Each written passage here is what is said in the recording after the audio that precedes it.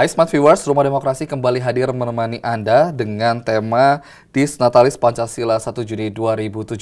Dan kita akan segera membahasnya dengan narasumber kita pada hari ini, yaitu Pak Frederikus Vios. Betul ya Pak ya? Oke, apa kabar Pak? Baik, Oke. Mas Tris. Ya. Nah, Pak, memperingati hari lahir Pancasila yang telah kita peringati beberapa hari lalu di awal bulan Juni 2017 ini, menurut Bapak bagaimana temperatur Pancasila saat ini? Ya, terima kasih untuk pertanyaan yang baik sekali ini tentang memperingati Dies Natalis Pancasila. Oke. Ya, itu kita bicara tentang hari ulang tahun Pancasila. Karena dari segi historis, dari segi sejarah, 1 Juni itu merupakan hari lahirnya Pancasila. Nah, dalam memperingati hari lahir Pancasila ini, banyak orang berusaha untuk memaknainya dengan berbagai macam cara. Ada atraksi seni budaya, ada diskusi publik, ada tulisan-tulisan untuk mencerahkan bangsa ini dengan tujuan untuk memberikan pemaknaan terhadap hari lahir Pancasila itu. Nah, tadi pertanyaannya bahwa ya bagaimana temperatur Pancasila, menurut saya ya saat ini sesuatu yang menggelisahkan sebenarnya. Sesuatu menggelisahkan berkaitan dengan Pancasila yang secara nasional itu sudah menjadi konsensus bersama para founding fathers bangsa ini ketika bangsa ini merdeka. Lalu kita sudah melewati masa Orde Baru, lalu masa Orde Lama, Orde Baru, lalu reformasi, dan sekarang kita memasuki fase pasca reformasi. Dan kalau saya lihat makin ke sini, saya lihat itu penghayatan nilai-nilai Pancasila itu makin menggelisahkan. Ya, ini ditandai dengan ada banyak sekali itu kelompok-kelompok dalam masyarakat itu yang seringkali itu dengan apakah kata-kata verbal atau juga gerakan-gerakan sosial yang kita lihat dalam masyarakat kita itu berjuang untuk menggantikan ideologi Pancasila dengan ideologi-ideologi lain. Jadi lalu juga rendahnya, menurut saya ada rendahnya juga pemahaman dan penghayatan hidup di kalangan ya masyarakat Indonesia berkaitan dengan nilai-nilai Pancasila itu. Sehingga menurut saya kondisi bangsa ini ya menurut saya tidak terlalu sehat dalam dimensi pemahaman, pengetahuan dan penghayatan terhadap nilai-nilai Pancasila itu. Ya. Itu berarti apakah masyarakat Indonesia mengalami penurunan untuk tahun ini ataukah bahkan justru meningkat tahun ini untuk? Ya. Mungkin untuk mengukur secara kuantitatif itu kita butuhkan survei untuk itu. Tapi dari segi kualitatif kita bisa memberikan asumsi atau memberikan katakan penilaian terhadap kasus-kasus yang memang dalam perjalanan dinamika sosial politik bangsa itu muncul secara sporadis hampir di semua wilayah Indonesia. Nah, ini kita mau mengatakan apa? Bahwa ada sesuatu yang salah dengan pemahaman orang dalam memberikan nilai-nilai yang baik kepada, memberikan tempat yang katakan istimewa kepada Pancasila itu sendiri. Ya. Berarti menurut Bapak secara tidak langsung citra masyarakat Indonesia mengenai Pancasilanya buruk? Ya, menurut saya ya saya berani memberikan asumsi seperti itu. Dan bukan semua, tapi ada beberapa kelompok yang memang menghayati secara buruk nilai Pancasila itu. Apabila citra Pancasila masyarakat Indonesia saat ini kurang baik gitu ya Pak ya? Bisa dikatakan kurang baik. Siapa yang harus bertanggung jawab Pak? Saya pikir untuk soal tanggung jawab itu sendiri itu kan tentu tidak bisa kita hanya bebankan tanggung jawab ini kepada satu kelompok atau satu elemen dalam bangsa ini. Kita lihat, saya pikir mungkin tanggung jawab pertama itu adalah tanggung jawab semua pihak. Tetapi menurut saya ada beberapa pihak yang berperan strategis untuk bisa mengatasi persoalan ini, tentu adalah lembaga pemerintah. Pemerintah sendiri harus bisa memastikan diri bahwa mereka bebas dari virus-virus yang berkaitan dengan ideologi-ideologi yang bisa meruntuhkan nasionalisme bangsa dengan memperkuat pemahaman dan sikap mereka terhadap nilai-nilai Pancasila. Nah, yang kedua tentu tidak bisa kita kesampingkan peran penting institusi pendidikan. Karena institusi pendidikan adalah institusi atau sarana yang paling efektif untuk mentransmisikan atau menyalurkan nilai-nilai yang baik itu dalam kaitan dengan nilai Pancasila. Lalu tentu media sosial juga. Karena media sosial sangat berpengaruh terhadap informasi-informasi yang disampaikan kepada masyarakat. Dan kalau misalnya subjek yang menggunakan media sosial itu memberikan sesuatu katakan konten yang tidak sesuai dengan nilai Pancasila di media sosial, itu kan namanya pembodohan publik namanya. Memberikan pembodohan publik kepada masyarakat, apalagi kalau masyarakat itu tidak kritis untuk mengolah informasi yang diberikan. Nah, Banyak beberapa tokoh Pak yang menyebutkan bahwa saat ini masyarakat Indonesia atau kita sendiri juga berada dalam kondisi darurat Pancasila. Setuju Pak? Saya merasa setuju dengan Kenapa Pak? Kenapa berpikir seperti itu Pak? Itu tadi yang saya katakan sebelumnya bahwa ada kegelisahan tadi bahwa ada banyak sekali ya Indonesia terus menjadi negara yang berkembang dan sebagainya. Kita juga tidak bisa menghindari pertemuan antar budaya dengan budaya lain dari berbagai ideologi asing yang masuk dari luar. Sesuatu yang masuk dari luar dia bisa membawa dampak yang positif atau negatif. Di sisi positif dia bisa memberikan penguatan kepada karakter bangsa, tapi di sisi negatif dia bisa merongrong nilai-nilai luhur yang menjadi kepribadian bangsa Indonesia. Nah, ketika sesuatu yang asing ini tidak diolah secara selektif dan kritis oleh orang Indonesia, maka penghayatan nilai-nilai yang baik yang menjadi kepribadian kita itu menjadi rapuh. Nah, di sini menurut saya Pancasila itu menjadi tidak dipedulikan oleh banyak pihak, banyak orang, sehingga malah ada upaya-upaya misalnya yang secara langsung atau tidak langsung ada dari segi ideologis pemikiran maupun dari segi gerakan sosial malah ada upaya-upaya untuk menggantikan ideologi Pancasila. Nah, ini membuat saya bahwa ini posisi ini menurut saya darurat untuk ideologi Pancasila itu. Nah, sebelum kita membahas lebih jauh mengenai darurat Pancasila atau Pancasila itu sendiri, apakah Bapak setuju bahwa karena Pancasila ini kan bersifat abstrak ya Pak ya? Sehingga sebenarnya sulit untuk dikenali, dimengerti, dan dijiwai, apalagi diimplementasikan dalam kehidupan berbangsa dan bernegara. Bagaimana pendapat Bapak? Ya, Pancasila itu kan harus kita lihat itu dia sebagai sebuah nilai. Memang kita bicara tentang sebuah nilai memang bersifat abstrak. Karena nilai itu sesuatu yang dianggap baik, yang dianggap benar, yang dianggap indah oleh orang dalam menjalankan kehidupan. Memang di dalam Pancasila itu memuat nilai-nilai luhur yang menjadi kesepakatan perjanjian luhur warisan masa lalu, tetapi juga memberikan arah dan visi kepada Indonesia dalam dinamika sejarahnya. Nah, bicara tentang sesuatu yang abstrak menurut saya, secara ideologis Pancasila memang sesuatu yang abstrak. Karena itu bicara tentang nilai-nilai yang baik dalam menjalankan kehidupan bangsa Indonesia yang diimplementasikan oleh pemerintah, masyarakat, dan semua entitas yang ada dalam bangsa ini. Nah, menurut saya sesuatu yang abstrak ini yang justru harus kita bagaimana caranya berusaha untuk mengimplementasikan itu. Mengkreatifkan nilai-nilai Pancasila melalui bentuk-bentuk ekspresi-ekspresi yang konkret. Sehingga sesuatu yang abstrak ini dia bisa menjadi sesuatu yang konkret. Ya, mungkin ini persoalan kita adalah itu. Bagaimana membuat sesuatu yang abstrak ini menjadi sesuatu yang konkret. Ya. Nah, nanti kita akan bahas ya Pak, bagaimana caranya dari yang abstrak ini menjadi sesuatu hal yang konkret untuk diimplementasikan. Sesaat lagi tetap di Rumah Demokrasi.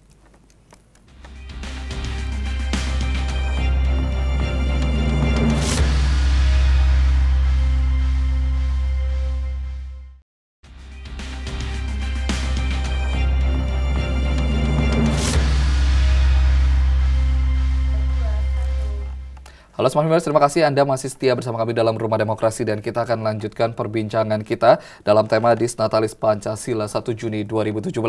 Dan Pak, tadi Bapak menyebutkan bahwa Pancasila ini kan bersifatnya sebenarnya abstrak, dan kita juga harus bisa mengimplementasikan supaya nilai abstrak ini bisa menjadi konkret. Nah, bagaimana Pak caranya? Ya, menurut saya ya bagaimana aktualisasi, kalau bahasa filsafatnya itu aktualisasi. Bagaimana mengaktualisasikan sesuatu yang abstrak itu kepada sesuatu yang berada pada ranah yang konkret.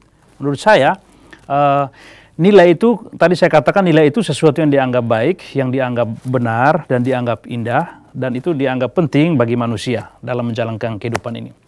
Kalau misalnya sesuatu yang abstrak berkaitan dengan nilai itu dianggap penting, maka harus orang bisa implementasikan itu secara konkret dalam hal-hal yang praktis dalam kehidupan sehari-hari. Jadi menurut saya mesti ada sebuah kreativitas untuk bagaimana mengolah sesuatu yang abstrak ini melalui ekspresi-ekspresi yang kelihatan, yang evidence, untuk mengaktualisasikan atau merealisasikan sesuatu yang abstrak tadi. Menurut saya misalnya event-event kebudayaan misalnya. Event-event kebudayaan, misalnya kita bicara tentang Pancasila sila pertama, Ketuhanan Yang Maha Esa. Itu kan berarti kita bicara tentang hubungan vertikal manusia dengan Tuhan. Mungkin bisa di situ kita katakan doa bersama lintas agama untuk kebaikan bangsa ini. ketika doa bersama itu berarti misalnya melibatkan pemuka agama Islam, Katolik, Kristen Protestan, Hindu, Buddha, Konghucu, dan aliran kepercayaan lain, misalnya hadir bersama, sering melakukan hal seperti itu. Itu kan berarti bahwa mereka mengekspresikan nilai Pancasila bahwa percaya kepada Tuhan, tapi dengan lintas kelompok itu. Itu dari segi sila yang pertama. Sila kedua itu kan kemanusiaan yang adil dan beradab. Berarti ada kerja-kerja sosial ya yang dilakukan itu lintas kelompok, lintas agama, melibatkan banyak orang. Apakah kebersihan, menjaga kebersihan, atau gotong royong membersihkan lingkungan, atau juga kerja-kerja sosial yang dilakukan untuk menolong orang-orang yang susah gitu, orang-orang miskin misalnya, melibatkan banyak orang, itu kan berarti sudah mengangkat harkat martabat manusia orang lain dengan juga mempartisipasikan semua elemen dalam kerjasama itu. Lalu Persatuan Indonesia sila ketiga itu kan kita bicara tentang bagaimana menjaga keanekaragaman, Bhinneka Tunggal Ika. Menurut saya mungkin sering dilakukan hal-hal yang kelihatan seperti festival budaya antar suku. Festival budaya antar suku itu bisa melibatkan semua suku di Indonesia. Ada suku Jawa, ada suku Sumatera, Batak, ada Kalimantan, Dayak, ya, ada Papua, ada Maluku, ada Flores, ada Timor, ada Tionghoa juga. Ya, keanekaragaman semua. Ya, betul. Ya, ini yang menurut saya itu harus gerakan-gerakan sosial yang kelihatan seperti ini dilakukan dalam kehidupan sosial, dalam ruang sosial, sehingga mempengaruhi orang lain agar bisa melihat bahwa wah ini indah, ini baik untuk bangsa kita. Ya, lalu berkaitan dengan sila keempat, ya demokrasi, kerakyatan, itu partisipasi masyarakat dalam pembuatan kebijakan publik. Ya, mungkin untuk misalnya kita sering lihat tentang demonstrasi-demonstrasi yang dilakukan untuk memprotes kebijakan dan sebagainya. Saya pikir itu karena adanya kurang partisipasi kelompok itu di dalam pembuatan keputusan. Sehingga mungkin pemerintah dalam membuat keputusan harus juga melihat kelompok-kelompok masyarakat bawah dari grassroots. Sedangkan sila kelima, keadilan sosial itu kan berkaitan dengan bagaimana penciptaan suasana kebaikan bagi semua orang atas secara individu maupun kelompok dalam masyarakat Indonesia dalam arti kesejahteraannya secara moral maupun material. Ya. Nah, Pak, lalu sebenarnya apa yang menjadi indikator sehingga seseorang ini dapat dikatakan Pancasialis? Ya, menarik sekali pertanyaan ini karena itu pertanyaan yang sangat esensial. Ya, pertanyaan yang sangat mendasar berkaitan dengan apa yang menjadi roh dari Pancasila. Sehingga lalu dari roh ini dia menular kepada karakter pribadi manusia seperti apa yang kamu tadi katakan itu Pancasilais. Nah, menurut saya orang Indonesia yang dikatakan Pancasilais itu adalah orang yang hidup ya menurut nilai-nilai luhur yang ada dalam Pancasila. Jadi nilai menghidupi itu dalam arti bahwa secara ideologis, secara pola pikir itu menyadari nilai-nilai itu. Lalu secara emosional, perasaan dia sadar akan nilai-nilai luhur itu. Lalu secara tindakan, action, ya, psikomotorik itu dia tularkan atau dia ekspresikan juga dalam pengalaman hidup sehari-hari. Ya. Nah, misalnya Pancasilais, dia pertama tentu dia yakin kepada Tuhan. Maka tentu kalau di Indonesia itu misalnya ada orang yang misalnya ateis atau katakan dia tidak percaya kepada Tuhan, ya dia bukan orang yang berPancasilais. Ya. Lalu misalnya ya sila kemanusiaan yang adil dan beradab, itu berarti bahwa dia menghargai martabat dan nilai luhur manusia dalam pola pikir, perasaan dan tindakan-tindakannya. Ya, misalnya peduli pada orang lain, menolong orang lain, membantu orang lain dan sebagainya. Itu nilai kemanusiaan. Lalu juga yang sila ketiga itu kan dia bahwa menjaga persatuan. Berarti dia dalam segala sikap, tindakan, pola pikir harus mencerminkan nilai-nilai kebaikan bersama. Untuk bonum commune, meminjam bahasa filsuf Aristoteles tentang bonum commune, orang yang harus memperjuangkan kebaikan bersama dalam komunitas. Komunitas ini dalam arti konteks bangsa. Ya. Sedangkan sila keempat tentu bagaimana kita memperjuangkan demokrasi yang sehat. Demokrasi yang sehat adalah demokrasi yang bukan untuk memperjuangkan vested interest tertentu atau kepentingan sekelompok orang saja, tapi kepentingan masyarakat secara keseluruhan. Sedangkan ya sila kelima tentu berkaitan dengan orang yang dia berjuang untuk memperjuangkan nilai-nilai keadilan bagi masyarakat. Bukan untuk kepentingan pribadi, tapi untuk masyarakat secara keseluruhan, bangsa dan negara.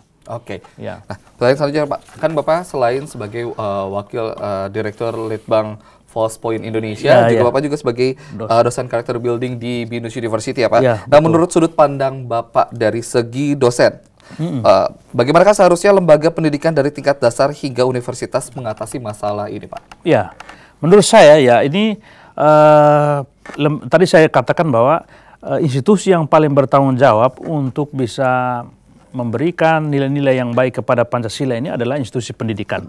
Dan betul bahwa untuk nilai-nilai Pancasila ini harus dilakukan atau diajarkan atau disosialisasikan dengan baik mulai dari level pendidikan tingkat dasar sampai dengan perguruan tinggi atau tingkat universitas.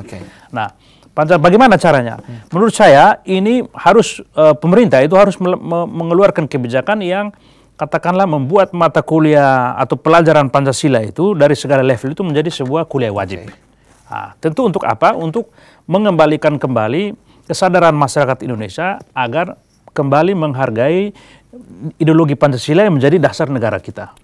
Nah, melalui pembelajaran di sekolah, tapi menurut saya itu bukan hanya soal diajarkan oleh guru atau dosen, tapi menurut saya yang paling penting adalah mahasiswa atau juga siswa-siswa di sekolah itu diberikan proyek kerja atau tugas-tugas, kegiatan-kegiatan sosial yang itu mengekspresikan nilai-nilai luhur yang sudah ada dalam Pancasila. Sehingga dengan itu, Pancasila itu menjadi kesadaran dalam pola pikir orang, dihayati dalam batin orang, dan diwujudkan dalam tindakan sehari-hari. Nah, sehingga dengan demikian itu Pancasila menjadi efektif dalam mengedukasi manusia Indonesia, khususnya kelompok yang ada di lingkungan pendidikan, dan kerja sosial itu dirasakan oleh masyarakat yang di luar, di luar kampus atau di luar sekolah, sehingga dengan demikian mereka itu merasa juga diedukasi oleh kelompok yang katakan orang-orang yang berpendidikan itu. Jadi institusi pendidikan sangat berpengaruh.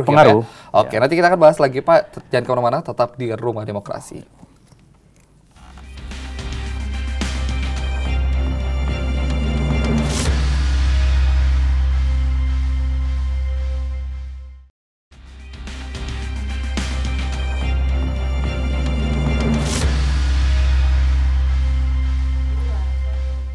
Terima kasih Smart Viewers, Anda masih setia bersama kami, bersama saya Tisa Prandawa dan juga Bapak Vios, tentunya dalam Rumah Demokrasi.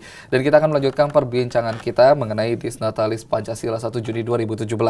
Dan sebenarnya Pak, yang ingin saya tanyakan pada tadi Pak, sebenarnya apa sih yang menjadi tantangan atau faktor-faktor yang menjadi melemahkan Pancasila itu sendiri Pak? Ya, ini di akhir-akhir ini gitu. Ini pertanyaan yang bagi saya krusial sekali, menarik tapi krusial. Ya, jadi faktor-faktor apa yang menyebabkan itu Pancasila itu katakan negatif ya. Ya. Menurut saya itu hal-hal yang bisa merorong Pancasila dalam masa sekarang adalah sikap-sikap yang menurut saya seperti sikap-sikap yang sektarianis. Sikap-sikap yang sektarianis, sikap-sikap yang katakan radikalis, ya, sikap-sikap yang intoleran, sikap-sikap yang egoistik yang hanya mau mengedepankan kepentingan sendiri dibandingkan dengan kepentingan nasional bangsa secara keseluruhan. Jadi menurut saya sikap-sikap yang hanya mementingkan kelompok sendiri, ya apakah itu politik, bisa juga ekonomi, ya itu yang dan itu hanya untuk orang-orang tertentu saja yang memaksakan nilai-nilai mereka ini yang menurut mereka itu baik itu kepada katakan wacana publik. Apakah melalui organisasi atau kelompok-kelompok sosial dalam masyarakat yang memperjuangkan kepentingan mereka, atau juga menggunakan kampanye media-media, atau juga statement yang verbal dan non-verbal yang mereka mainkan dalam pusaran wacana dan juga ruang-ruang publik dalam kehidupan bangsa Indonesia. Jadi sikap-sikap yang menurut saya tadi itu intoleran, radikalis, ya fanatis, ya ini yang menurut saya merongrong nilai Pancasila itu. Lalu sebenarnya apa yang bisa dievaluasi Pak dari sikap-sikap tadi, dari isu-isu belakangan ini, intoleransi, isu-isu SARA yang mulai muncul gitu Pak. Apa yang bisa dievaluasi Pak dari menurut Pancasila saya, kita Pak? Kalau saya evaluasi sebenarnya kelompok-kelompok yang tadi, yang fanatis, ya, yang intoleran itu kan sebenarnya menurut saya mereka bisa saja menganggap itu tidak suka dengan nilai Pancasila, ya, karena mungkin ada ketidakpuasan tertentu yang menurut mereka itu Pancasila itu tidak masuk dalam frame berpikir mereka, juga mungkin tidak masuk dalam suasana batin mereka, ya, paradigma mereka, sehingga dengan demikian itu mereka melakukan sesuatu yang bertentangan dengan itu dengan melakukan apakah itu sikap yang tadi intoleran, ya, atau radikalis atau sektarianis yang merongrong itu keutuhan bangsa kita secara keseluruhan. Jadi evaluasi saya adalah tapi ke dalam konteks Indonesia menurut saya itu persoalan politik sebenarnya. Politik Indonesia di mana politik itu adalah seni untuk bagaimana meraih kekuasaan. Nah, dalam meraih kekuasaan orang bisa menggunakan segala cara. Nah, termasuk cara-cara destruktif, cara-cara negatif, cara-cara intoleran itu juga seringkali dipakai untuk mendapatkan kekuasaan itu. Dan menurut saya evaluasi adalah ada kelompok-kelompok tadi yang katakan picik dan katakan kurang kritis itu dalam mengevaluasi sikap dan tindakannya, lalu dikompori oleh katakan orang-orang tertentu yang memiliki kepentingan tertentu berkaitan dengan politik atau juga itu ekonomi, yang akhirnya memperalat orang-orang yang tidak kritis tadi untuk melakukan gerakan-gerakan sosial atau juga katakan secara verbal atau non verbal menggunakan sarana-sarana yang dipakai untuk merongrong nilai-nilai Pancasila itu. Itu evaluasi saya, pembacaan saya. Ya. Nah, kalau dari hasil kesimpulan Pak, dari percakapan kita dari awal hingga akhir nih Pak, apa yang bisa Bapak simpulkan sih dari masyarakat yang memiliki nilai-nilai Pancasila ini Pak? Ya, menurut saya itu kesimpulan saya ada dua. Yang pertama itu kita sebenarnya semacam masyarakat yang terbelah. Kondisi Indonesia. Karena politik membuat masyarakat itu terfragmentasi, terbelah antara kelompok yang nasionalis dan kelompok yang mau memperjuangkan kepentingan sendiri, yang intoleran tadi, yang separatis, yang fanatis tadi. Jadi menurut saya ada dua kubu ini yang menurut saya kelompok nasionalis dan kelompok yang memperjuangkan kepentingan sendiri ini yang masyarakat terbelah. Maka menurut saya mesti ada sesuatu yang dilakukan untuk merekatkan kembali polaritas ini antara kelompok yang nasionalis dan kelompok yang bukan kelompok nasionalis atau hanya mementingkan kepentingan mereka sendiri. Nah, ini harus direkatkan dengan kembalikan apa yang menjadi visi dasar negara ini, apa menjadi ideologi dasar negara ini, apa menjadi masa depan bangsa ini, masa lalu, masa kini, masa depan, bahwa Pancasila sejauh ini sudah merupakan katakan nilai yang melindungi kita, nilai yang katakan menjadi rumah bagi bangsa Indonesia. Maka dia harusnya bisa kita kembalikan lagi. Semua orang yang mungkin sudah jalan dalam pola pikir, sikap dan tindakan sudah salah atau sesat atau keliru, ya baiklah kita kembali kepada menurut saya apa yang disebut rekonsiliasi nasional. Rekonsiliasi nasional itu apa? Rekonsiliasi nasional adalah upaya perdamaian semua pihak yang katakan berkonflik berdasarkan kepentingan-kepentingan sendiri itu untuk kembali mereka rembuk, ya, untuk menciptakan kesatuan bersama dalam rumah bangsa Indonesia. Nah yang terakhir Pak, secara singkat harapan Bapak ke depannya Pak, dengan nilai-nilai Pancasila yang dimiliki oleh masyarakat saat ini. Menurut saya mari kita rethinking, ya, kembalikan pikiran kita kepada Pancasila, mari kita menghayati kembali nilai Pancasila dan aktualisasikan itu dalam keseharian hidup kita sehari-hari sehingga nilai-nilai Pancasila itu semakin tumbuh subur lagi di tanah Indonesia, bumi pertiwi ini. Terima kasih Pak atas diskusi singkat juga kita pada sama-sama, hari ini. Patris. Dan demikianlah bincang-bincang kita mengenai tema kita pada hari ini, Disnatalis Pancasila 1 Juni 2017. Semoga kita setiap masyarakat atau warga negara Indonesia dapat menjunjung tinggi nilai-nilai Pancasila. Akhir kata, saya Tisa Prandawa beserta kru yang bertugas pamit undur diri dan sampai jumpa.